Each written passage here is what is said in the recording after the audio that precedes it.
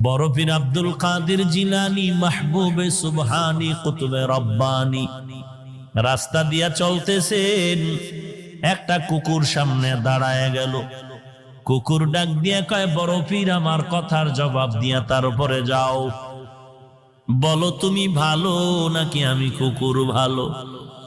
বড় পীর চিন্তায় পড়ে গেলেন, যদি বলি কুকুর তুই ভালো আমি খারাপ, আল্লাহর কোরআনের আয়াতের উল্টা হবে, কারণ বনি আদম হলো শ্রেষ্ঠ।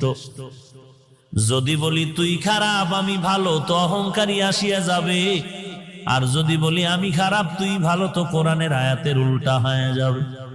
এখন আমি খারাপও বলতে পারি না, ভালো বলতে পারি না। আল্লাহর ওলি বান্দা মুরাকাবায় ঢুকলেন, আল্লাহ জবাব দিয়া দিলেন।